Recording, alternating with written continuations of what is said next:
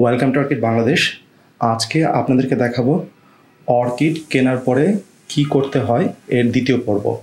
আমরা অলরেডি আপনাদেরকে প্রথম পর্ব দেখিয়েছি অর্কিড কেনার পর আপনাকে কী করতে হবে বা কীভাবে কিনতে হবে অনলাইন অথবা বিভিন্ন শপ থেকে। এখন দেখাবো অর্কিড কেনার পরে আপনার কি করতে হবে। অনেকেই অর্কিড কেনার পর অর্কিডটি রিপোর্ট করার জন্য উঠে পড়ে লেগে যান, অথবা কি করবেন এই বিভিন্ন টাইপের ফার্টিলাইজার বা বিভিন্ন জিনিসপত্র কেনা শুরু করেন। প্রথমেই আপনাদেরকে দেখিয়েছিলাম অর্কিড কীভাবে কিনতে হবে কী কী দেখে। এখন দেখাবো অর্কিড কেনার পর কি করবেন। আমাদের চ্যানেলটি ভালো লাগলে অবশ্যই আমাদের চ্যানেল সাবস্ক্রাইব করবেন এবং বেল আইকনটি প্রেস করে দিবেন। নতুন ভিডিও রিলিজ হওয়ার সঙ্গে সঙ্গে তারপরে আপনার কাছে নোটিফিকেশন চলে যাবে। এবং ভিডিওটি ভালো লেগে থাকলে অবশ্যই লাইক এবং শেয়ার করুন। দেখতে পাচ্ছেন একটি ক্যাটলিয়া অর্কিড।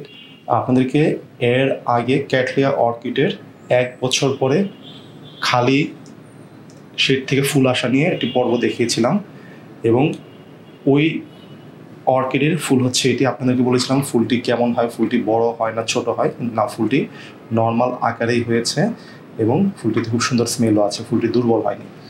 তো শুরু করছি আজকের পর্ব। আপনার অর্কিডটি কেনার পরে আপনি কি পটিং করবেন কিনা, প্রথমে আপনার দেখতে হবে আপনার পটিং মিডিয়া ঠিক আছে কিনা। যদি দেখেন আপনার পটিং ম্যাটেরিয়াল ঠিক আছে, যেমন আমরা যদি এখান থেকে একটি পটিং ম্যাটেরিয়াল নেই হাতে নিয়ে যদি আমরা দেখি, এখানে আমাদের হাতে একটা আছে, দেখছেন একদম ফ্রেশ মিডিয়া, কোনো রকম ডিগ্রেডেশন নেই এবং বেশ ভালো কোয়ালিটি। আমরা যদি শুকে দেখি কোনো ফাউল স্মেল নেই, তাহলে এটি ঠিক আছে, আপনার এই অর্কিডটি রিপোর্টিং করার দরকার নেই।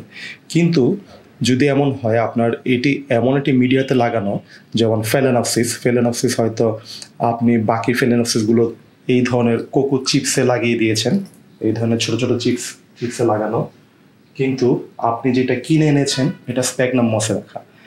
এখন আপনি আপনার ফেলেনপসিসটি বাকি অর্কিডের সঙ্গে রাখতে গেলে যখন আপনি ওয়াটারিং করবেন, ভুলবশত যেহেতু এটাতে আপনার ঘন ঘন ওয়াটারিং করতে হবে, তাড়াতাড়ি শুকিয়ে যাবে, ওটাতে হয়তো আপনি একই ফ্রিকোয়েন্সিতে ওয়াটারিং করবেন, এর ফলে আপনার শিকড় পচে যেতে পারে। এই জন্য ওই ক্ষেত্রে আপনি অবশ্যই রিপোর্টিং করে ফেলতে পারেন সবগুলো অর্কিড যদি একই রকম মিডিয়াতে রাখতে চান। তারপরে দেখতে হবে আমাদের অর্কিডটি ভালো মতো চেক করতে হবে যে কোনো রকম সমস্যা আছে কিনা, আমার শিকড়ে কোনো রকম অসুখ বিসুখ আছে কিনা। হয়তো আপনার ম্যাটেরিয়াল ঠিক আছে, পটিং ম্যাটেরিয়াল ভালো, কিন্তু যেই নার্সারিতে এটি গ্রো করা হয়েছে তারা অতিরিক্ত পানি অথবা তাদের গ্রোয়িং কোনো কন্ডিশনের কারণে এটির শিকড় পচে গিয়েছে। আপনি দেখতে পাচ্ছেন বাইরে থেকে শিকড় পচে গিয়েছে, অথবা এমন সাইন যেটার মনে হচ্ছে যে ভিতরে কোনো সমস্যা আছে।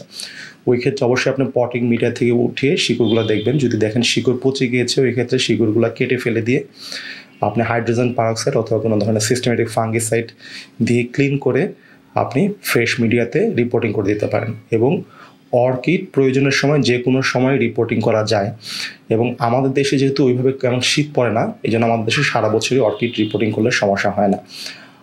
অনলি স্পেসিস অর্কিড যেগুলো শীতকালে বা ঠান্ডার ওয়েদারে ডোরমেন্টে চলে যায়, ওই ধরনের অর্কিড আপনার রিপোর্ট করা যাবে না। ওই ধরনের অর্কিড রিপোর্ট করার জন্য অপেক্ষা করতে হবে আবার সামার অথবা বর্ষা আসার জন্য। রিপোর্ট করার সময় অবশ্যই যা যা লাগবে, sterilise scissor, potting material, fresh potting material এবং পট। আপনি যদি চান পুরাতন পট ব্যবহার করতে পারেন ক্লিন করে।